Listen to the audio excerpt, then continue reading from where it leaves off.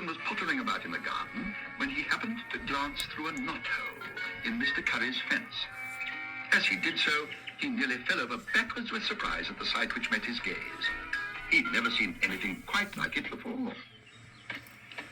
It seemed to be a cross between a very large hairnet, which had been hung out to dry, and some extra-large knitting, which had gone wrong. It was all very strange, and he was about to go indoors and tell Mrs. Bird all about it when he had his second shock of the morning. Bear, what are you doing, Bear? Are you spying on me? Oh, no, Mr. Curry, gasped Paddington. I wouldn't do that. I was only trying to see what was going on. Haven't you ever come across a hammock before, Bear? Sailors used to sleep in them at one time. Nowadays, people have them in their gardens. I don't think I've ever seen a bed with holes in before, Mr. Curry. Is it safe? Safe? Why, of course it's safe. Oh, I didn't mean it wasn't a good one, Mr. Curry. It looked rather old. I mean, have you had it a long time? Well, For some reason, Mr. Curry seemed anxious to change the subject. How much do you weigh, Bear? Paddington considered the matter for a moment. It depends on how many marmalade sandwiches I've eaten, Mr. Curry. Mrs. Bird says I must weigh quite a lot sometimes. Look, Bear, I'm going upstairs for a book. I shall only be gone 5 minutes, and while I'm away, you can test my hammock for me, just to make sure it's safe and comfortable. If you do it properly, I may let you have a go later on, after I've finished with it for the day. Thank you, Mr. Curry. I shall look forward to that. If Paddington had never seen a hammock before, he had even less idea how to get into one. And he soon began to wish Mr. Curry had left him a book of instructions.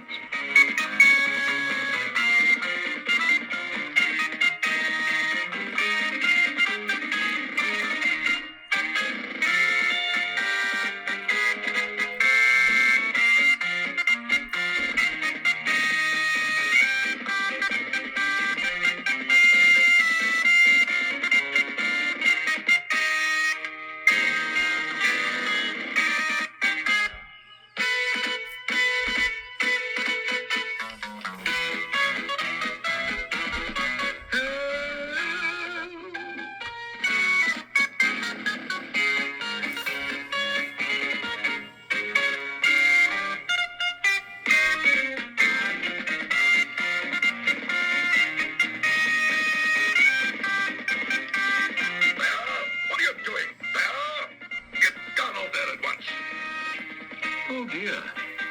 Hello, Mr. Curry.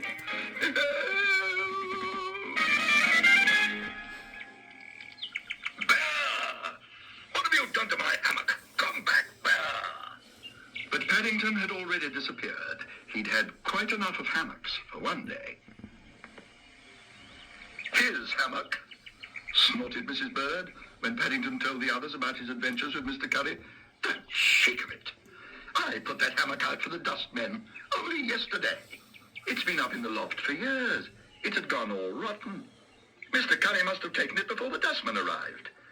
He ought to think himself lucky he didn't go through it. Perhaps, said Paddington hopefully, I could sew some holes together and make you a new one. There's no need. Daddy's bought a new one. Look, it's got a special stand, so it'll be much easier to get into and much safer when you're in. If you like, Paddington, you can be the very first to test it. No, thank you, Mr. Brown, said Paddington politely. After you. In fact, after everyone.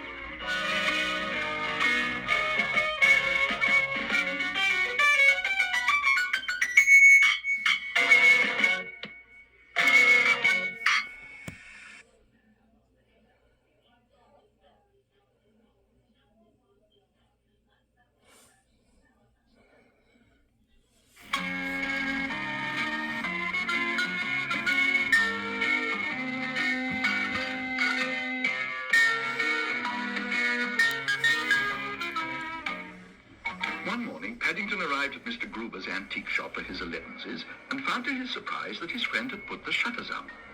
He'd only just got over that shock when he had yet another one. Boom! It was all very unexpected, and he couldn't make head or tail of it. Don't worry, Mr. Brown, came Mr. Gruber's voice. We didn't mean to alarm you. It's such nice weather, I thought I would take a day off. I'm taking you all on an outing to the Tower of London. We're going to see the crown jewels and the beefeaters. They're really yeoman warders, but I understand they are called beefeaters because in the old days they used to taste all the royal food to make sure it was safe. Paddington licked his lips while he considered the matter. I think seeing a beefeater sounds even nicer than having 11, says Mr. Gruber, he announced at last. Paddington had never seen a beefeater before, and as soon as they arrived at the tower, he hurried up to one and politely raised his hat. Would you like one of my marmalade sandwiches, he asked. I expect it'll make a nice change from beef. Oh, gosh, groaned Judy. Here we go again. A marmalade sandwich? The yeoman stared at the object as if he could hardly believe his eyes. Then he looked down, but Paddington was already on his way. He hadn't liked the expression on the man's face at all. And he hurried to join the others. This is where they keep the ravens, Mr. Brown. They do say that if they ever fly away, then the tower will fall down. Paddington peered anxiously at the empty cage. Perhaps we'd better go, Mr. Gruber, he said. I shouldn't worry, Paddington. They keep their wings clipped and they let them out during the day. Look, there's one over there. He looks as if he's got his eye on Paddington, said Jonathan. But the ravens were soon forgotten when Mr. Gruber took them into a very special part of the tower where the crown jewels were kept. Paddington had never seen anything like them before. That crown has over 400 stones, said Mr. Gruber, and it weighs nearly 5 pounds. It's worth a fortune. I can see why the Queen doesn't want the tower to fall down, exclaimed Paddington. And as soon as Mr. Gruber had finished his explanations, he hurried outside in order to make sure the raven was still there. To his surprise, there were now 2 birds, and he gave them both a hard stare. As if by magic, 2 more arrived. Paddington turned round and round 3 times just to make sure he wasn't dreaming, and when he looked again, there were 8 birds, all in a row. There must be something about you, said Judy. Perhaps it's the color of your hat. Paddington took a firm grip of his suitcase. He didn't like the way things were going at all. I think I shall go for my 11s, he announced, outside the tower. Paddington felt sure that if the ravens had had their wings clipped, they wouldn't be able to follow him. But he was wrong, for as he came through the arch, the beefeater called out to him, Where do you think you're going with our ravens, young fellow-me-bear? Look, they're all following you. We can't have that and risk having the place fall down. I'm afraid you'll have to stay here until we've decided what's best. Gosh, fancy Paddington being sent to the tower. Wait a minute. Do you know what I think the trouble is? I think they're after young Mr. Brown's marmalade sandwiches. And sure enough, after Paddington had given the birds his sandwiches, they stayed happily where they were. Well, said the beefeater, I never knew ravens like marmalade sandwiches. I think perhaps you'd better leave us your address. Then if any of our birds get lost, we can send for you. I think, said Paddington, if I'm to be a marmalade eater, I'd better start work now, just to make sure.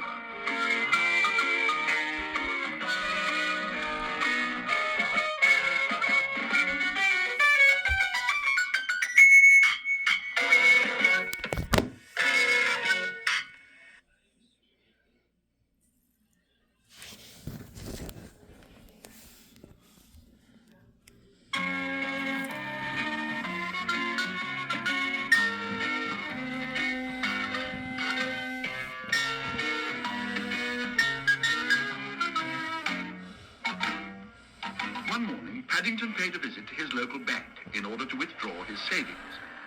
It had to do with a surprise outing to the seaside, which Mr. Brown had told them about the previous evening. Mrs. Bird had opened an account for him earlier in the year, and although he'd often given the premises some hard stares when he'd gone past, he'd never actually been inside before, let alone drawn anything out. A trip to the seaside sounded a very good excuse indeed.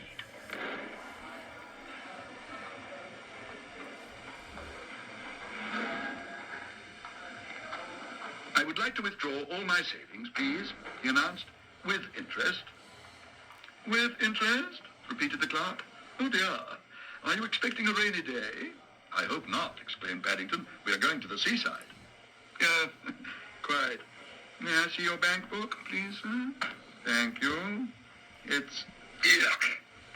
It's all sticky. I'm afraid I had an accident when I was doing my accounts under the bedclothes last night, said Paddington. Doing your accounts under the bedclothes? Bears always do their accounts under the bedclothes, said Paddington firmly. I was working out my interest and put my paw in a jar of marmalade by mistake. Dear, it hardly seems worth getting in such a mess for the sake of tuppence. Tuppence, exclaimed Paddington. I don't think that's very interesting. You only had £1 to start with, said the clerk.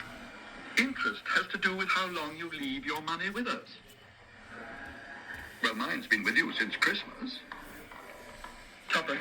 That makes £1 and 2p in all. Perhaps you'd like to count it. Paddington needed no second bidding. He was beginning to have a nasty feeling about banks. A moment later, his worst fears were confirmed. This isn't my note, he exclaimed hotly. It's got a different number on it. A different number? You can't expect to get back the same note you put in.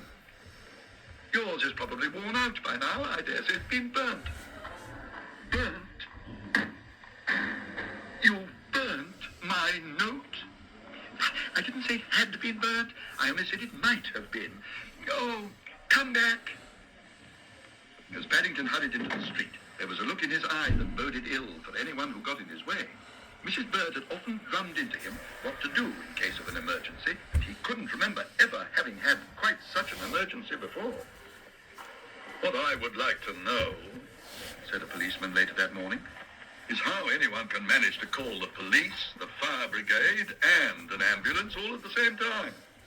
Jonathan and Judy exchanged glances. You do ask people to dial 999 if they see anything suspicious.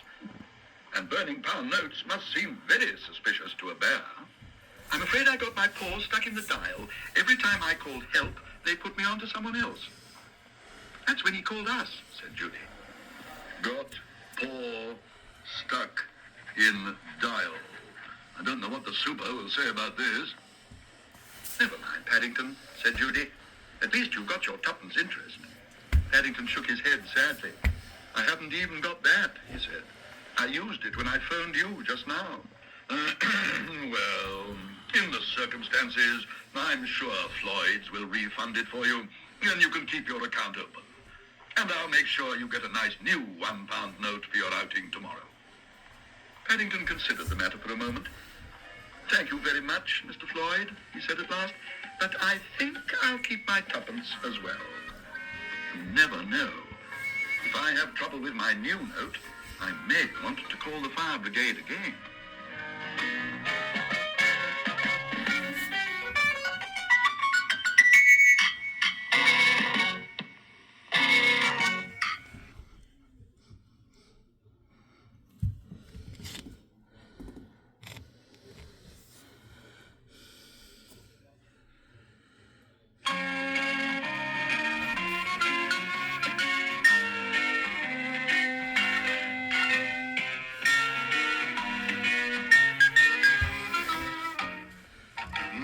From anywhere, said Mr. Brown gloomily, and not a station in sight. I wonder what's up now.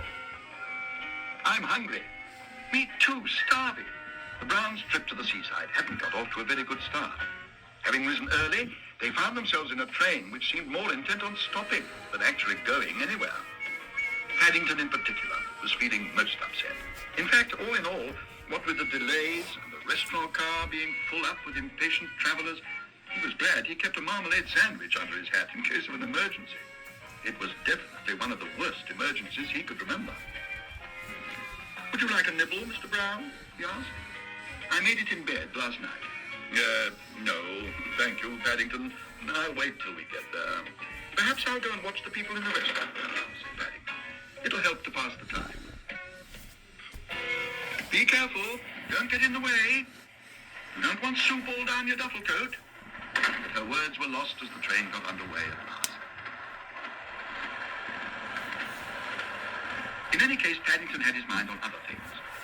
Mr. Brown had promised them lunch on the train, and he'd been looking forward to it as much as the train ride. He'd never eaten on a train before, and the thought of having the two together had been beyond his wildest dreams. As he drew level with the kitchen, Paddington suddenly paused. It was like peering into a different world. A world of clanking pots and sizzling pans, and people hard at work as the train rocked on its way. Even as he watched, a waiter came dashing in from the restaurant and deposited a pile of dirty plates right in front of him. It was as he was removing some gravy from his eye that Paddington suddenly overheard a snatch of conversation from the kitchen. Don't take any more orders for the fish. It's off. Oh, not surprised. It's one of them days. Everybody's been asking for it. Some days it's all meat, other days it's fish. Good job I stepped on it. Otherwise, some of them would have been unlucky. Paddington felt pleased he hadn't been eating in the dining car after all. He was a bear with a strong sense of right and wrong. And after directing a very hard stare indeed towards the kitchen, he decided to do something about the matter without further ado. Excuse me, he announced. I shouldn't eat that fish if I were you. It's off. Off? Doesn't smell too bad to me. At least, what do you think, Muriel? I heard the chef tell one of the waiters. They've run out of fish, so he had to step on it. The chef stepped on it? I expect he wanted to make it go further, said Paddington. Disgusting, called the man at another table. Couldn't help overhearing what you said, Bear, and I must congratulate you. Smart bit of work. That's all right, said Paddington doubtfully. It's more than all right. We might have been poisoned. Chef actually jumped up and down on it, so I hear, added a third man. Ground it in with his heels. I'm going, said his companion, and I shan't leave a tip. I shall give it to that bear. I think he deserves it. It's a pity there aren't more about like him. The rest of what the lady had been going to say was lost in a roar of general agreement. A tinkle of coins as everyone rose to their feet. Paddington gazed in astonishment. He'd never seen a restaurant empty so quickly. He hesitated for a moment as he peered at all the money on the table, then decided to be on the safe side and leave it for the waiter. One way and another, there wasn't a moment to be lost. Paddington wasn't quite sure what had happened. As he went past the kitchen, he noticed a very interesting smell of roast beef. And he was anxious to tell the Browns the good news.